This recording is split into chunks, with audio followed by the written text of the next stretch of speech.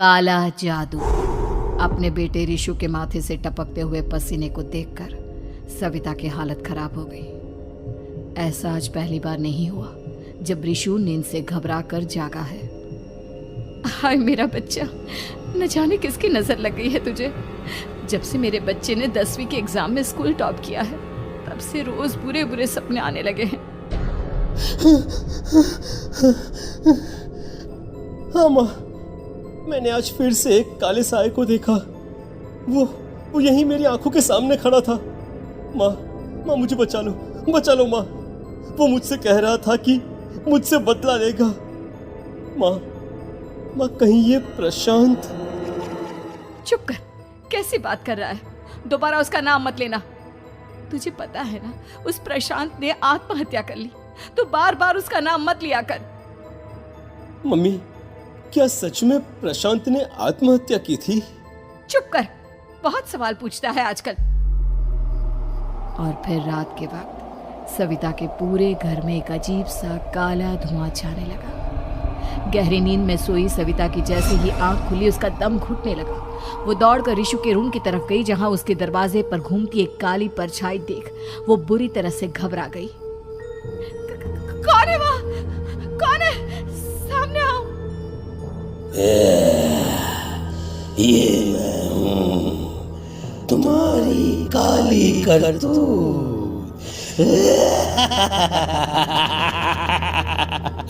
और अब मैं तुम्हारे बेटे को ले जाने आया हूँ।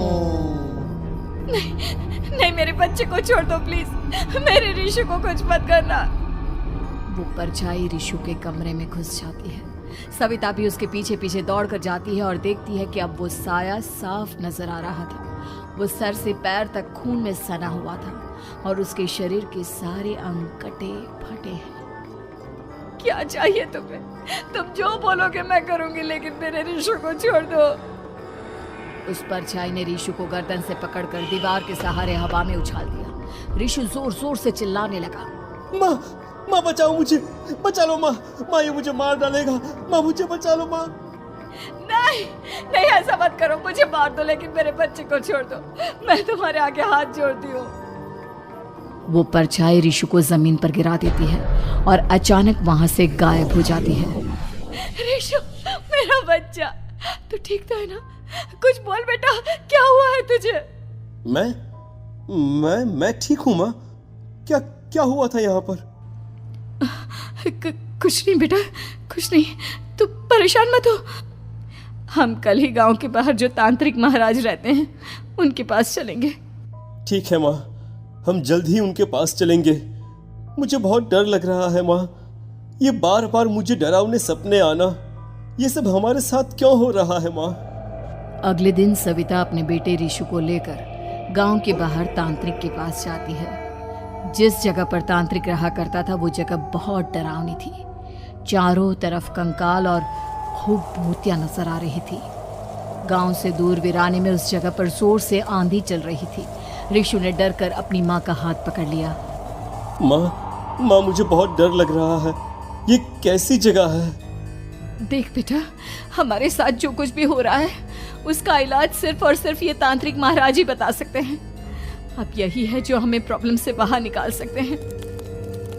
जैसे ही सविता और रिशु तांत्रिक की झोपड़ी के अंदर पहुंचे, वहां का नजारा देखकर उनकी आंखें फटी की फटी रह गई। तांत्रिक की झोपड़ी के अंदर कई सारे लोग अपनी गर्दन घुमा घुमा कर जोर जोर से चीख रहे थे।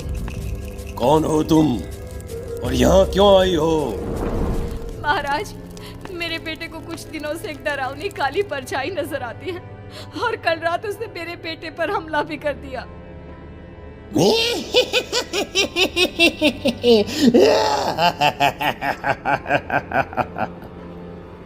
मम्मी हमें यहाँ से चलना चाहिए। ये जगह मुझे ठीक नहीं लगती। नहीं बेटा, ऐसा नहीं कहते। रुक जाओ, 2 मिनट के लिए रुक जाओ। क्या कहा? काली परछाई?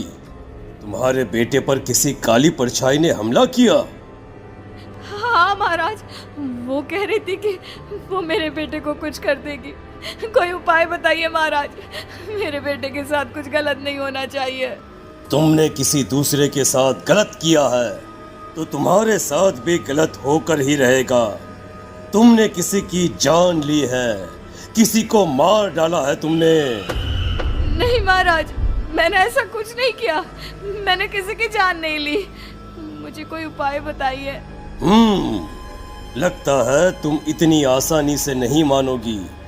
मैं तुम्हें अभी उस काली परछाई से मिलवा देता हूँ और वही सारा सच तुम्हारे सामने लेकर आएगा। सविता और ऋषु ने डर के मारे अपनी आंखें बंद कर ली। तभी अचानक तांत्रिक की झोपड़ी में अजीबोगरीब आवाजें गूंजने लगी। सविता और ऋषु बुरी तरह से कांप रहे थे। आंखें खोलो और अपने सामने देखो। क्या यही है वो जिससे तुम कल रात को मिली थी? बताओ मुझे। हाँ, इसने कल रात मेरे बेटे के ऊपर हमला किया था। ये उसी लड़के की भटकती हुई आत्मा है जिसे कुछ दिन पहले तुमने मार डाला था। मम्मी, ये महाराज क्या कह रहे हैं? क्या सच में आपने किसी की जान ली है, किसी को मार डाला है? अगर हाँ तो बताइए ना मम्मी, किसको मारा है आपने? किसको? तुम्हारी माँ इतनी आसानी से सच नहीं बताएगी बेटा। इसने एक बच्चे की जान ली है। कहीं उसका नाम प्रशांत तो नहीं महाराज? वो मेरा दोस्त है, मेरा मतलब मेरा पड़ोसी है। सही पहचाना। देखा सविता, तुम्हारा खुद का बेटा भी जानता है कि तुमने किसी के प्राणों की बलि चढ़ा दी और इसीलिए अब उसकी बुरी आत्मा तुम्हारे घर में भटकती है। मुझे माफ कर दीजिए महाराज, मुझसे बहुत बड़ी गलती हो गई। प्रशांत हमारे पड़ोसी का बेटा था। हर बार उसके नंबर मेरे बेटे से ज्यादा आते थे और इसलिए मैंने उसके कमरे के बाहर काला जादू किया था, पर मुझे नहीं पता था कि वो मर जाएगा। तुम्हारे उसी काले जादू वाली गुड़िया के अंदर एक बुरी आत्मा थी जिसने उस बच्चे के दिमाग पर बुरा असर कर दिया और उसी की वजह से उस लड़के ने अपनी बालकनी से कूदकर आत्महत्या कर ली। इसकी वजह सिर्फ और सिर्फ तुम हो, तुम। नहीं महाराज, जो कुछ भी हुआ मुझे नहीं पता था कि प्रशांत अपनी जान दे देगा। प्रशांत की आत्मा इस वक्त तुम्हारे सामने खड़ी है, हमसे बात करना चाहती है। बोलो क्या कहना चाहते हो? मैं जीना चाहता था, बड़ा होकर कुछ बनना चाहता था। आपके बेटे से मुझे कोई परेशानी नहीं थी। अरे वो तो मेरा अच्छा दोस्त था। मुझे माफ कर दो बेटा, मुझसे बहुत बड़ी गलती हो गई, मुझे माफ कर दो। माफ करने से मुझे वापस जिंदगी नहीं मिल जाएगी। मेरे माँ बाप आज भी मेरे लिए रोते हैं। आपने मेरे साथ बहुत गलत किया है, बहुत गलत। और तभी अचानक प्रशांत की आत्मा वहां से गायब हो जाती है। सविता जोर जोर से रोने लगती है। सुन लिया तुमने?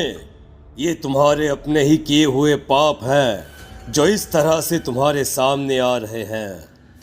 माँ, ये आपने अच्छा नहीं किया। सिर्फ 10th बोर्ड के एग्जाम में मैं टॉप कर पाऊं, इसलिए आपने मेरे दोस्त के ऊपर काला जादू कर दिया। नहीं मम्मी, नहीं, अब हम कभी खुश नहीं रह पाएंगे, कभी नहीं। मेरे दोस्त की आत्मा को कभी शांति नहीं मिलेगी मम्मी, कभी नहीं। लेकिन मैंने जो कुछ भी किया सिर्फ तुम्हारे लिए किया। वो लड़का हमेशा फर्स्ट पोजीशन पर आ जाता था और इस वजह से हमेशा तुम्हारे मार्क्स कम पड़ते थे। मैंने तो सिर्फ उस पर एक छोटा सा काला जादू किया था बेटा। मुझे क्या पता था कि उसका ये नतीजा निकलेगा। जिस गुड़िया को तुमने उस लड़के के कमरे के दरवाजे पर लगाया था, दरअसल उसके अंदर एक बुरी आत्मा का प्रवेश हो गया था, जैसा कि अक्सर काला जादू करते समय हो जाता है। मुझे अपनी गलती का एहसास हो गया है। मैं प्रायश्चित करना चाहती हूँ, आप बताइए मैं क्या करूँ? प्रशांत के घर जाकर उस काली गुड़िया को वहां से निकालकर यहाँ लेकर आओ। मैं उसे आग में जलाकर राख कर दूंगा और उसके बाद प्रशांत की आत्मा को हमेशा के लिए मुक्ति मिल जाएगी। अगली रात सविता चुपचाप अपने पड़ोसी प्रशांत के घर जाती है। प्रशांत के माँ बाप प्रशांत की मौत के बाद उस घर को छोड़कर हमेशा के लिए वहां से चले गए थे। जैसे ही सविता उस घर के अंदर कदम रखती है, उसका सामना अजीबोगरीब हैवानियत से भरी आवाजों से होने लगता है। ऐसा लग रहा था जैसे कोई बुरी तरह से चीख रहा हो। सविता जैसे ही प्रशांत के कमरे के बाहर पहुंचती है, वहां पर लटकी हुई गुड़िया के शरीर से खून टपकने लगता है। ये क्या हो रहा है? इस गुड़िया के शरीर से खून क्यों टपक रहा है? सविता हिम्मत करते हुए उस गुड़िया को वहां से उतारने की कोशिश करती है, लेकिन तभी अचानक से बहुत भयानक दिखने वाली औरत उसकी आंखों के सामने आकर खड़ी हो जाती है। मैं यहाँ से कहीं नहीं जाऊंगी, और अगर तूने मुझे यहाँ से हटाने की कोशिश की तो मार डालूंगी मैं तुझे। नहीं नहीं, मुझे तुम्हें यहाँ से ले जाना ही होगा, नहीं तो मेरा बेटा, उसकी जान को खतरा है। मैं तुम्हें नहीं छोड़ सकती। अगर तुम्हारे अंदर हिम्मत है तो मुझे इस घर से बाहर ले जाकर दिखाओ। और ऐसा कहकर वो औरत सविता के ऊपर हमला कर देती है और उसे हवा में उछाल उछाल कर जमीन पर पटकती है। लेकिन तभी अचानक मौका देखकर सविता अपने हाथ में ली हुई सुई उसके हाथ में चुभो देती है। हाथ में सुई लगते ही वो औरत जमीन पर तड़पने लगती है। ये क्या किया तूने? ये क्या कर दिया? तुझे ऐसा नहीं करना चाहिए था। तांत्रिक ने मुझे कहा था कि तुझसे जीतने का सिर्फ यही एक तरीका है जिससे मैं अपने पापों का प्रायश्चित कर सकती हूँ और अपने बेटे की जान बचा सकती हूँ। और उसके बाद वो डरावनी दिखने वाली औरत एक छोटी सी जादुई गुड़िया में तब्दील हो गई और सविता ने उसे ले जाकर तांत्रिक को दे दिया। तांत्रिक ने जादुई गुड़िया को आग के हवाले कर दिया।